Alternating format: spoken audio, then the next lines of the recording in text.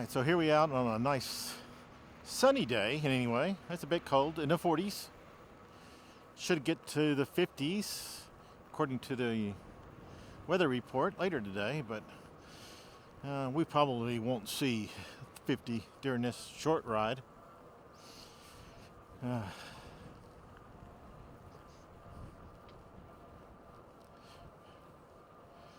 This will probably be the last video of the year. And not only the year, but maybe for another month due to doctor's restrictions. Probably shouldn't even be riding today, but it's just going to be a short ride somewhat. So, as typical with this year, well, I talked about how bad this year possibly could be with both my parents dying, some sickness that I had. It continues on being a bad year. So hopefully next year will be a good year. And get all the bad stuff out of the way the same year.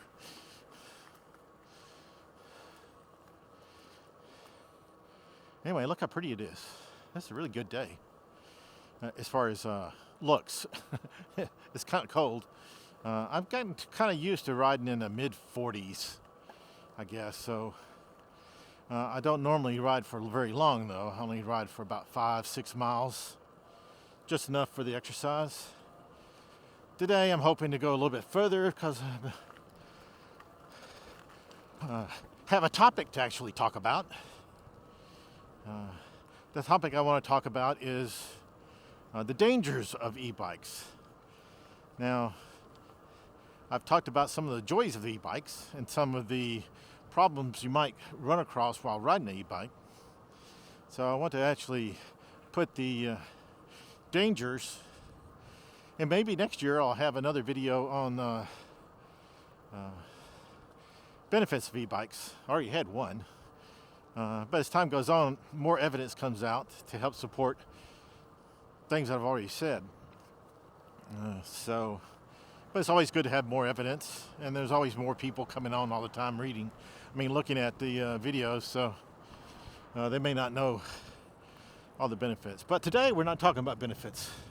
We'll be talking about the dangers of e-bikes.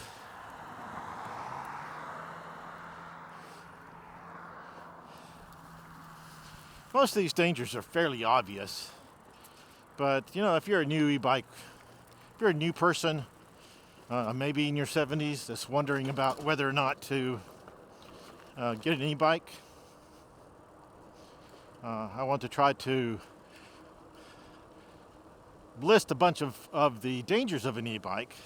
I just like having just dangers without the benefits, but I realize that this is going to be for dangers, and there are going to be lots of good benefits, so you know, take that as you will. You can prevent a lot of these types of dangers by where you ride and what you do and how you do things.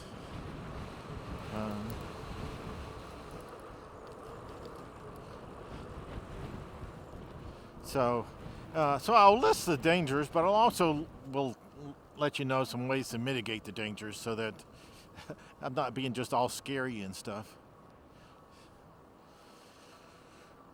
I did have a video where I pointed out that why seniors should not get an e-bike, or maybe it's more closely, should they get an e-bike, in which I list a lot of dangers.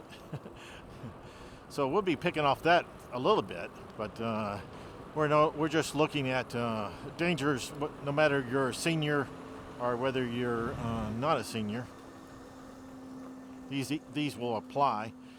Some of them are more dangerous to a senior, such as getting a blowout on your back tire. Younger people or people who are mechanically inclined can probably handle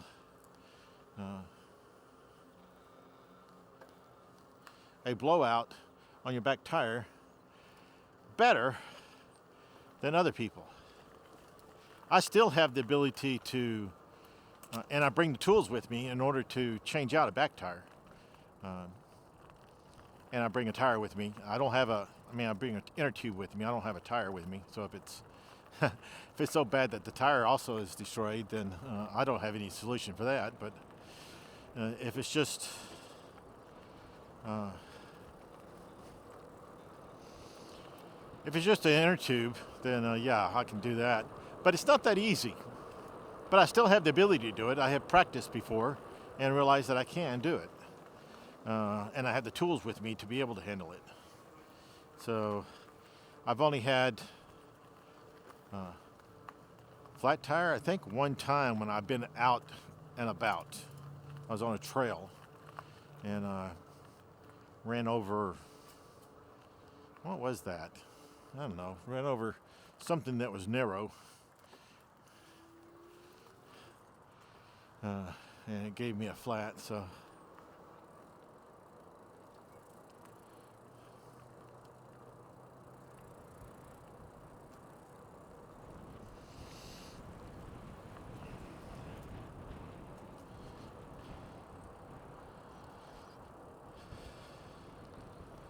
It is a bit cold, so it must be colder today than 45.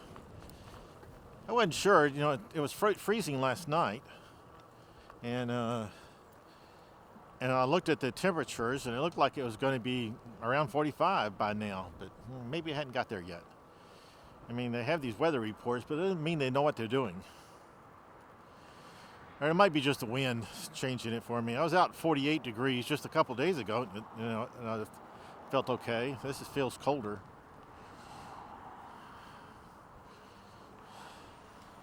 Today's topic, we're basically looking at dangers of riding an e-bike and the city traffic.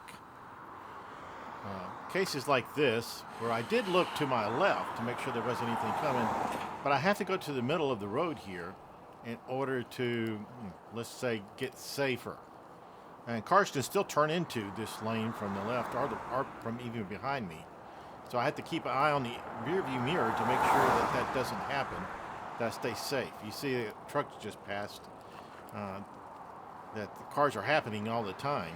So it's dangerous out here. I try to get to the sidewalk as soon as I can, but you notice I pass these driveways like this one here, in which cars can come in and out of.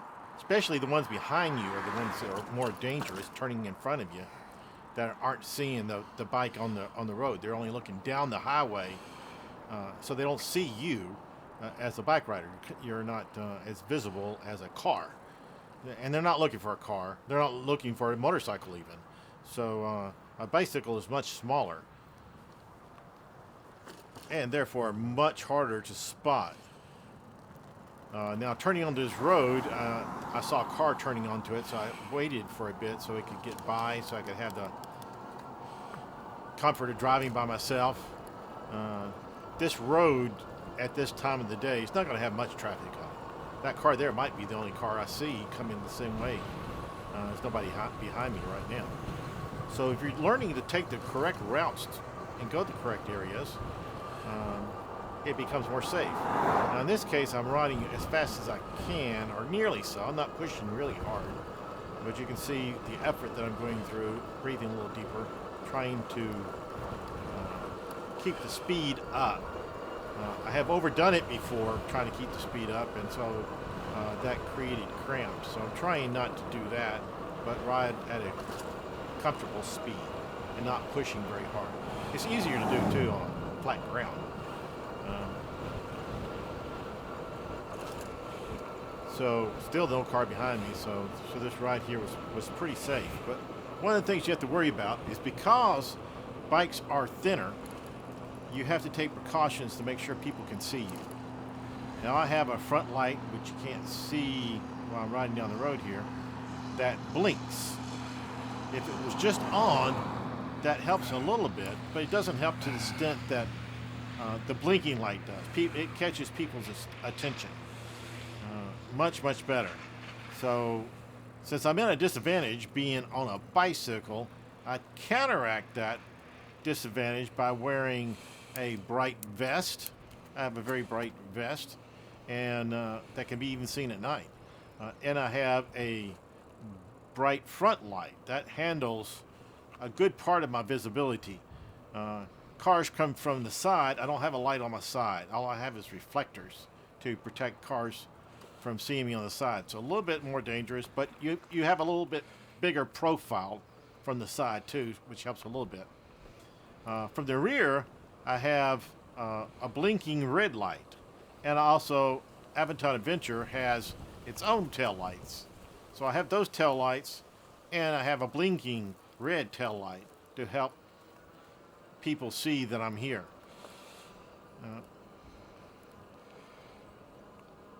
So one of the main factors of riding an e-bike is a car is going to run you over. Now, cars hit other cars all the time, but they have a car protecting them. If a car decides to hit you, there's no car protecting you. It's just your body. So you need to take extra precaution if you're riding in traffic to make sure you are seen and you're as safe as you possibly can be.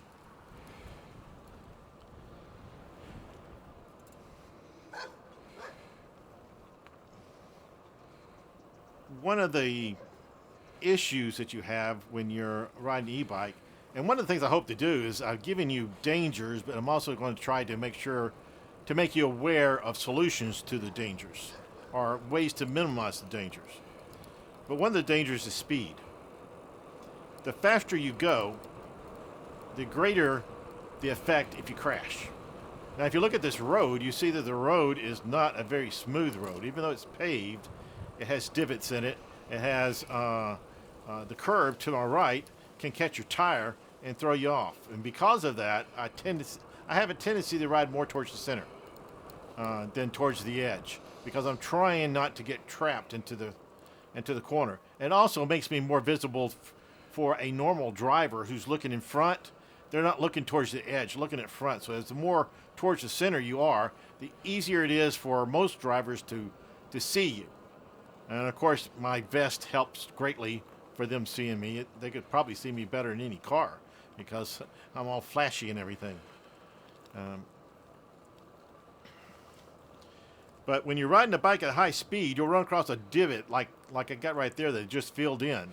Before they filled it in, you would have hit that. If you're going, let's say 25 miles per hour, there's a chance your tire will catch it incorrectly and throw you. Now, that hasn't happened to me in the last 9 months or so, but I did have it once when I was a kid on a motorcycle, that one of those divots caught my tire in such a way that it threw me. So I know they can do that. So you have to be careful to try to avoid those little divots when you're traveling along. I have a little bit more problem because when I'm riding and thinking about what to say, I stop looking at the potholes, and instead I just drive straight. And I hit way too many potholes, as people in chat tell me frequently. They say things like, it'd be nice if you'd miss a pothole every now and then. I don't intentionally hit them. It's that I'm thinking about what I'm trying to say and not as careful as what I'm running over. So, sorry about that.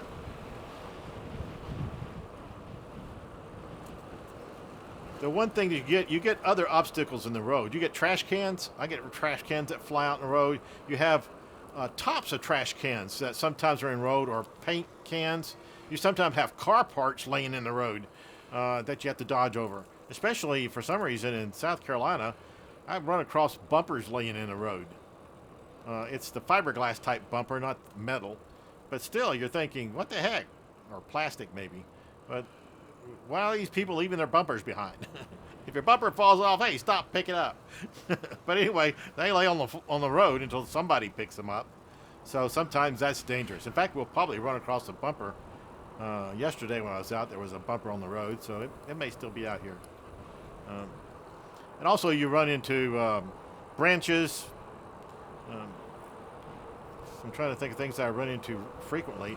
I had somebody that laid out their garden hose out on the road. Now, for the most part, that's kind of flat. So, but if you catch it at the wrong angle, or if you don't notice that you're running into, it can be a bit dangerous. So being aware is a very good preventive. Also, if you're going to be riding probably over 20 miles an hour, you need to get a helmet that's rated for that. Put protective gloves on.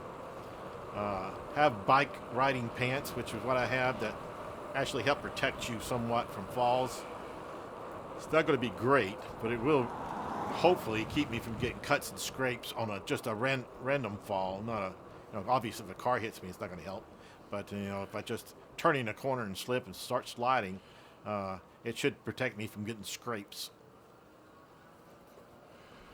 The one time I fell when I was approaching a stop sign, it protected me, and I didn't get any scrapes on my leg.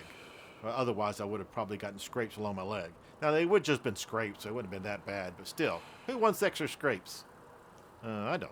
I don't want extra scrapes. I had all enough of those when I was a kid. So, but the faster you're going, the less your reaction time is to whatever you see in the road. So if you're zipping along down the road and you come to something that you couldn't see until you got close to it, your ability to dodge it is less. So if you get a good helmet that's rated for 25 miles, they have helmets out there that are rated for that. If you get one of those things, it's helpful in case you get one of those things and fall. You need to be protected. The older we get, I keep getting told that the easier it is to break your bones. I had on my motorcycle when I was a kid, between 16 and about 22. I had a motorcycle, and then again I had it a little bit later, maybe 25, 26. I got another one that was more for mountain bike riding. I fell a lot. I didn't break anything. So, hopefully, if I fall, and I have twice, I didn't break anything. In fact, I didn't even get hurt. Most of them were going really slow. But I have been going down hills, approaching 30 miles per hour, wondering what would happen if I hit a pothole wrong and it threw me off. Well, yeah, it would hurt a lot, probably. So I do have a high-rated helmet, so and they kind of guarantee that you're not going to get injured. But yeah, what type of guarantee that is? If it doesn't work, it's a little late to sue. We'd rather it work and no suing.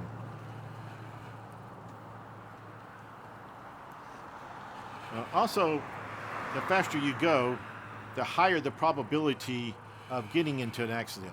Now, I pointed out that already you're kind of hard to see. And you see this merging that I'm doing right now. This is only possible because of my mirror and me being cautious. Now, you may not be able to tell how cautious I am, but I'm very cautious in doing what I just did.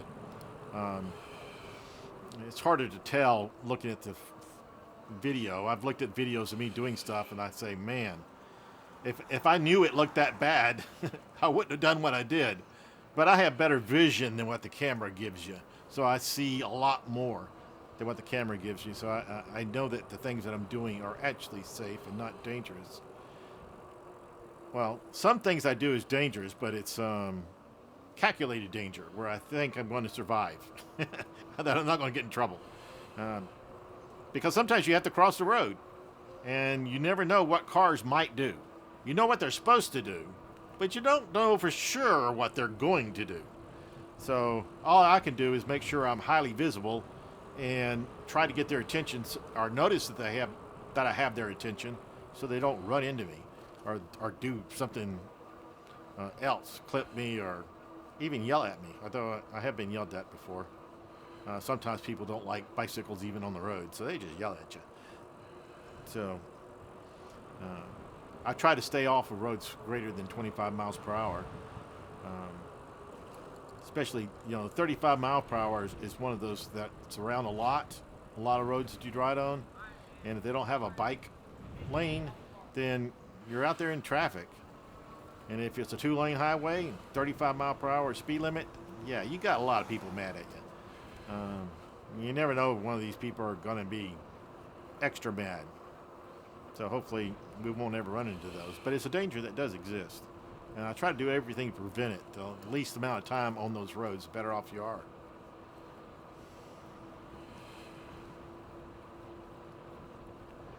The danger you have on a motorcycle and an e-bike are very similar. and the fact that if you're traveling at a higher speed, cars have a tougher time seeing you. Already have a lower profile. So the faster you go, the less likely they're going to see you, and the less opportunity they have to dodge you, and you have to dodge them. So you got to keep that in mind when you're riding an e-bike, is that you need, the older we get, our reaction time drops. So something that you could have done when you were 20, you probably can't do at 70. So you need to realize that your reaction time is a little bit slower, and maybe adjust your speed accordingly. Because you're going to be responsible for defensive driving when you're on a bike. You can't trust the other drivers at all.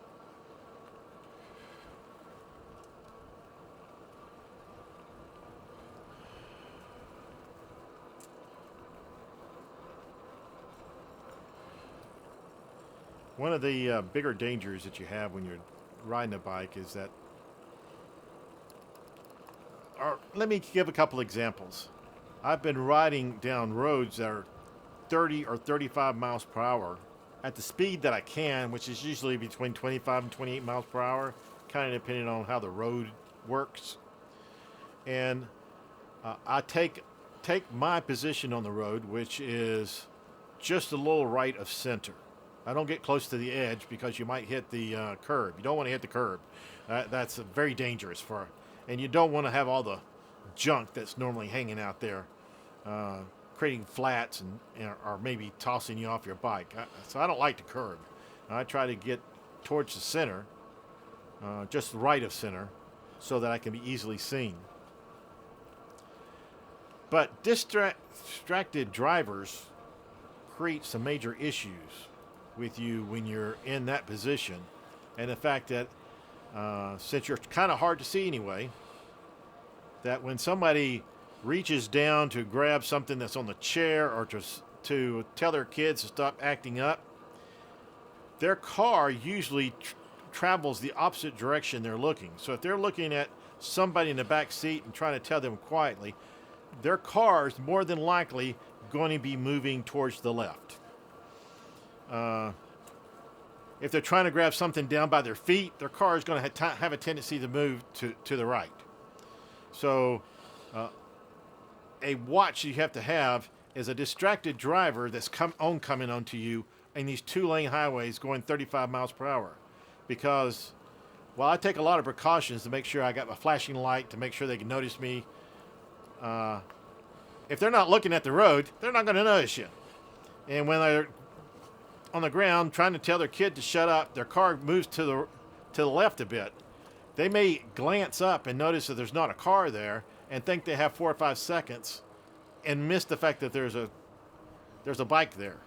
And so you have to be aware of those guys to make sure that you even ongoing traffic, that they don't switch over into your lane. Part of the reason why I'm right of center instead of left of center is because I'm trying to make sure that I have plenty of time to react to any car that's temporarily crossing the lane into my lane that's going in the opposite direction. So far, I haven't had any close calls, but I have had some drivers who have moved into my lane of traffic. So just to know that does exist. It does happen. We don't like distracted drivers. And if you probably didn't have flashing lights, some of those distracted drivers coming up behind you would probably also have a chance to hit you during their distraction. So, keep the flashing lights going, get people's attention. Road conditions are another major factor.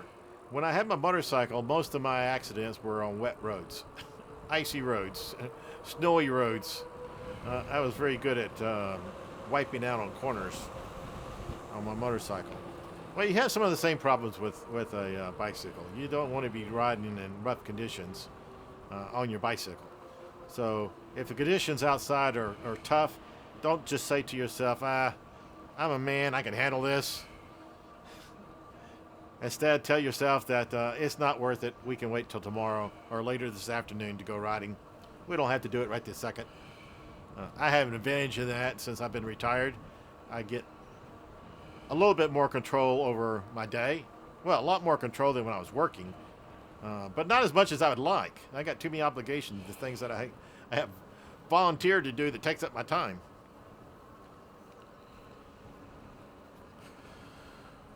But I try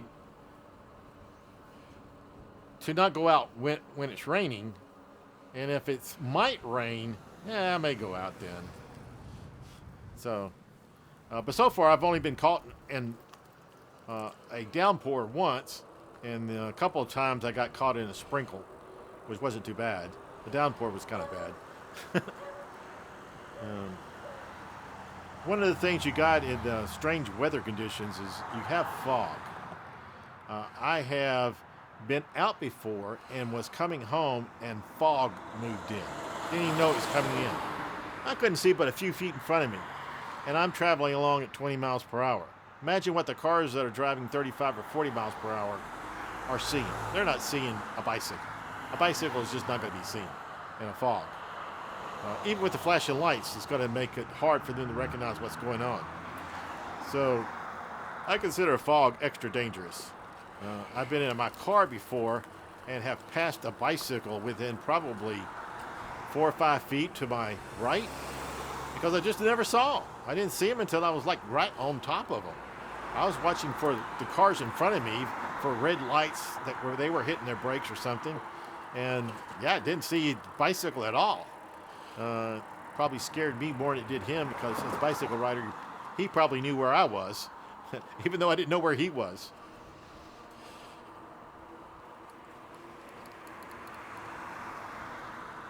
They pointed out that I read an article, I guess it was a couple of weeks ago, that you were more likely, 34% more likely to get in an accident when the road's wet for bicyclists. So, getting hit by a car at any time is bad. To have a 34% increased chance of getting hit, you don't want that. In my state, we kill quite a few bicyclists a year. I think it was 232. Is that the right answer? I forget. I think something like that a year, or at least in 2021. So we don't. They aren't that careful around bicycles, and they have horrible bicycle space. So when you get on the road, you're not getting anything great.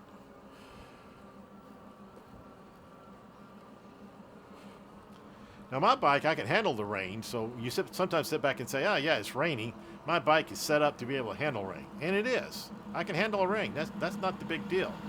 The big deal is when it's raining, the road's wet. I know that might be a shock to some of you, but the road gets wet when it rains, and that's a problem for you and for cars. One of the things you run into frequently that's a problem is intersections. Now, I may get a stop sign on intersections, and if it's flat ground, the stop sign isn't that bothersome to me. But if it's steep hill and you have to stop, that's a problem for me. That's where I have wrecks. And it's not too dangerous, although I've seen older people break their legs by falling down in well, I didn't see them. I watched a video on YouTube of that happening to people. And so you could just fall over and break something at our age. Like I said, I crashed several times on my motorcycle and didn't break anything. So, and I hadn't broken anything yet either. So hopefully I just have strong bones and I won't ever break anything. But the possibility exists when you pull up to the intersection, especially on a hill. Also, as you're trying to move out to traffic, turning left or right from an intersection, you have the potential, and so greatly in my neighborhood, there are cars that won't even slow down for a four-way stop. Not even slow down. If they were going 40, they're going 40 right through the four-way stop. They're not even thinking about slowing down. So, if it hits another car, it's going to damage the cars a lot, probably set off an airbag. But if that guy hits you, you're history. That's it. So, that danger is a little too great that you need to be very careful in intersections, even if the intersection is a four-way stop, or maybe especially if it's a four-way stop. because you think maybe you're safe. Yeah, don't count on that. Make sure no cars are coming. And if they are coming, make sure they see you. You can look at them and see if they recognize that you exist. And if you do, then you can continue on. But if they don't recognize you, keep slowing down until they recognize that you exist. They don't have much to lose when they hit a bike. But you got a lot to lose. So you, of course, have all sorts of reckless driving besides just running the stop signs. People run stop lights. So just like you would in a car, just because the light turns green doesn't mean you go. Light turns green, you then look. And if everybody's look like they're stopping, then you go. As a bicycle, since the consequences are a little greater, you might wait a little bit longer to make sure that you're clear. On a bike, I have frequently made sure that the crossing path that I take is safe. You can't always tell that when you're watching my videos how safe I've already verified that it was. I have made one mistake in which I crossed the road when it wasn't totally safe. And I told myself afterwards that I need not do that. The car didn't slow down. I'm not sure if the car even saw me.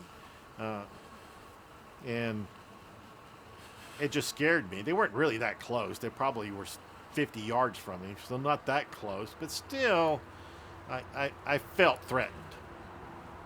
And I admonished myself for doing that. Telling myself that was not one of my smarter moves for the day. Now, this road that we're coming up to here is one of those dangerous roads I dislike. Speed limit, like 35, might even be 40. And so what I'm doing right now is I'm verifying that I have a long enough time that I think that I can get on the road and not get run over by any cars. So there's 4 or 5 cars coming by, so I'm waiting for those to all come by. So we got 2 cars. And when they get by, then I'm allowed to go. But this is just my own rule, because I know that it's possible because of the red light that's just down the road, that all these cars were stopped at that red light at one time, and then they all came through. So I try to wait until they all get by, and therefore the likelihood of another car coming up behind me is less, or at least it will take a little bit of time. And I'm taking the first turn on the right up here, so I just have to get to that turn before a car approaches me from behind. And there's a car approaching me already, so that might not happen. But no, I may make it before the car gets here, or if nothing else, he'll see me with all the flashing lights and he'll slow down. Well, the interstate's on my left, but they're not a threat. They have to go through that fence post and all those trees to get to me. So yeah, this one's 35. So this is one of those, you have to watch the ongoing traffic. Like these guys here, you never know when they're going to swerve over to you. And you see where I drive, most of the time I'm driving just right of center, not up along the curb, most of the time.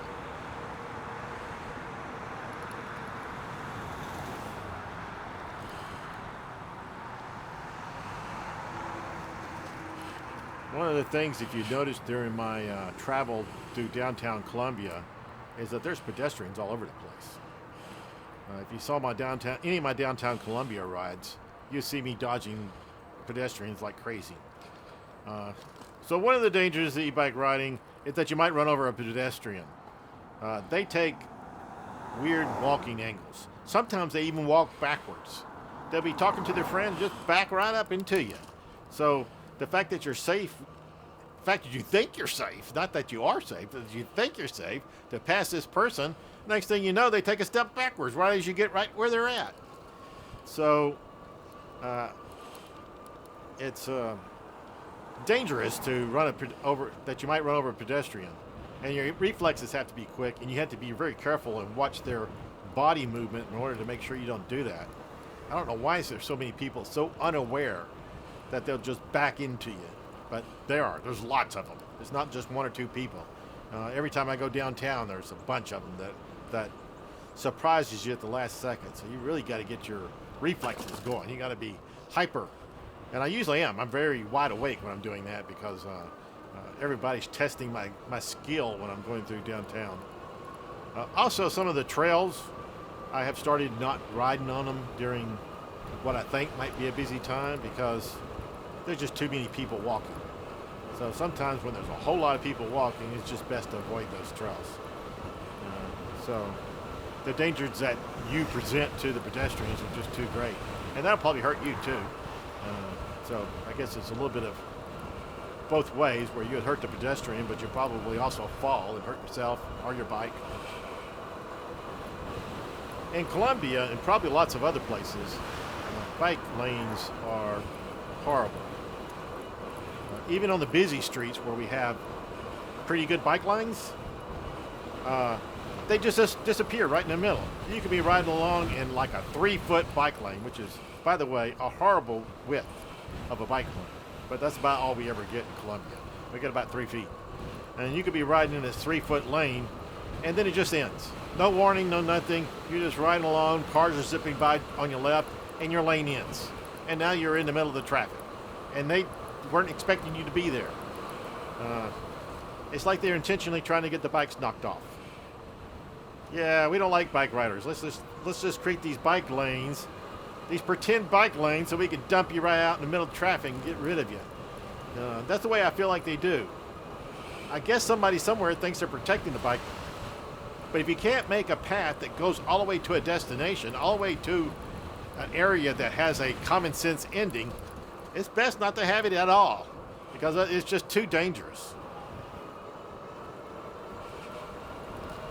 Now, I was watching a guy the other day that was in Boston, I believe it was, and now they had like 6-foot wide bike lanes. They were a halfway decent bike lane on the side of the road that traveled.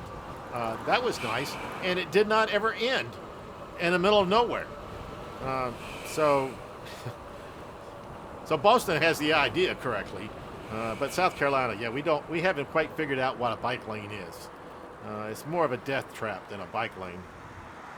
This intersection here is really bad. I have to worry about the cars that are turning into this area. So I'm checking. You can't tell it too much, but I've checked a lot, maybe 4 or 5 times, what all the cars were doing, and to make sure that that was safe. Now, in this particular case, when I'm riding down this road, I have found that this side of the road is safer than the other side of the road. And the reason is, you notice that there's very few places where a car can turn in on this road. They have some, but they're pretty much houses, and I don't ever see a car. So I can go all the way up to this hill, this way up here, and not ever run into a car that's turning into any of these sections, like this driveway right here. I never seen a car there. And I got another one up here. I've never seen a car there. But on the other side, there's cars all over the place. There's a shopping center there too. So you're dodging all sorts of cars that are pulling into there. So part of your protection and avoidance of danger is realizing what your road's going to be like, so you can be on the most safe area. Now in this case, I don't like getting into the far right lane. So what I'm showing here is this is the safest that I can get while trying to get over to the right lane. And this is not safe. This is the dangerous part of this trip today, is what I'm doing right this very second. I can't see very well the cars to my right. Now I can pretty sure that the cars on my left, I know what they're doing, but the cars on my right, I'm having a very tough time seeing them. My mirror's not quite picking them up. And so I have to keep turning to see if they're there. And of course, when I turn, my bike goes a little bit towards that direction too. So, I realize this is dangerous. I'm trying to be extra cautious. Damn it. What I want to do is right now, at any time I get a chance, I want to get to the far right so that I can get up on the sidewalk over there. So this is the first opportunity I had to get over there. But yeah, this is like the most dangerous part of today's ride. I've had rides a lot worse than this, but this was the most dangerous part of this ride. And I feel fairly comfortable now that I'm on the sidewalk. Sometimes trucks with big mirrors hanging out the side, they get kind of close to me when I'm here. But it's relatively safe. It's pretty safe. But unless you're in a city that has good bike lanes, say we don't have any bike lanes here, that you're just randomly trying to survive.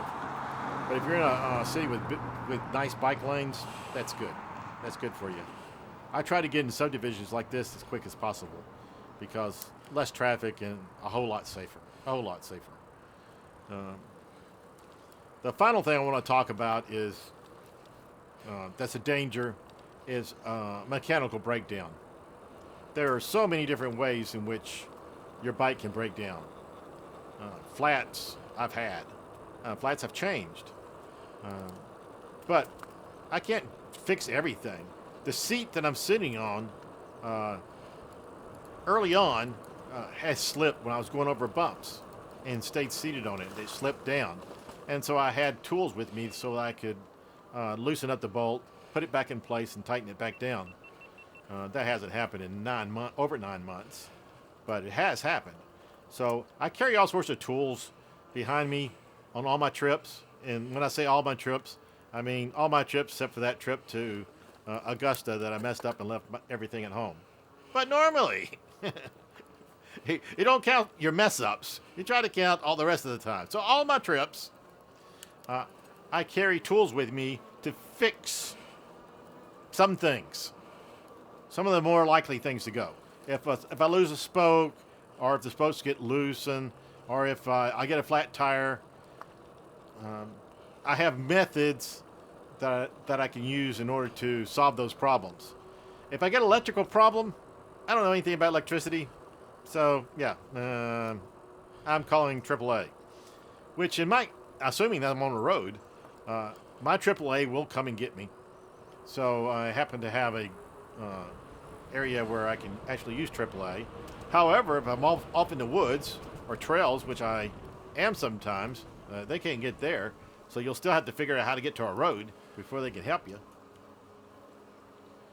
Also, you have to worry about danger, as in what type of area you're going through. Is it dangerous? The people in that area have a tendency to shoot at each other, and you might get in the way. Stuff like that. Having your bicycle break down in those areas is not ideal, and not the most ideal thing that can happen to you. So hopefully that won't happen to you. Most of the areas in South Carolina is fairly safe, although I have gone through some areas where I was questioning how safe it was. It may have been perfectly safe. It's just that I didn't feel overly comfortable traveling through there. Anytime I see like a group of 8 people hanging out together, I'm always wondering what those 8 people are doing and if they're getting ready to do something harmful to me. They probably have no idea to do that. They're just trying to get a basketball game started, or maybe they're getting ready to play football. But I don't know what they're doing, so it starts making me feel uncomfortable because I don't know. So the equipment malfunctions is a definite danger depending on where problems occur. And of course, if you have like a blowout, it's an immediate danger because you may wreck. But I'm talking about danger in which something like a flat, just a regular flat, where you have to stop and repair the flat. You howfully repairing it in a place that's not dangerous. And you need to have the repair kit, or it's just dangerous for you, because how are you going to get home? And how's that going to work? I already know that I'm not going to be able to pedal all the way home because I got too many hills. If I was on a flat area, I probably could pedal home if I lost power or my battery died. I didn't have a backup. I probably could if I was in flat ground. But if you watch these videos, the roads here are very hilly.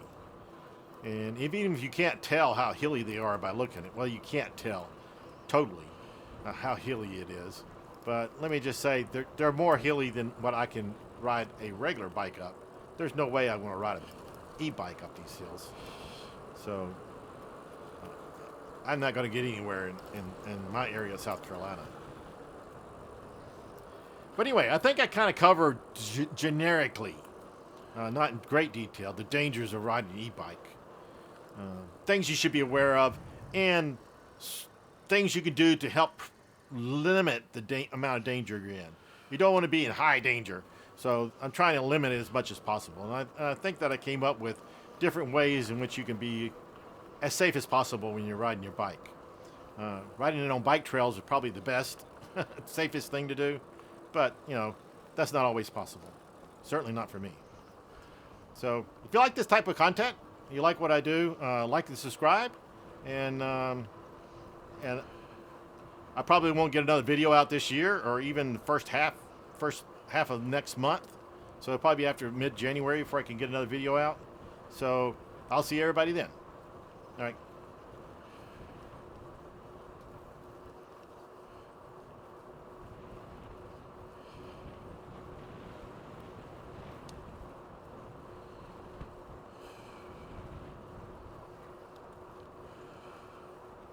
I always find this intersection up here interesting. Sometimes I have to sit here 2 minutes.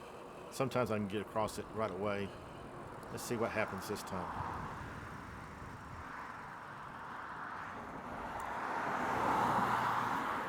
Yeah, I can go. All right, that wasn't too bad. Just had to wait for a couple of cars to clear out, and then was able to go. Today was a good ride. I had fun, good talk. Hopefully y'all liked it.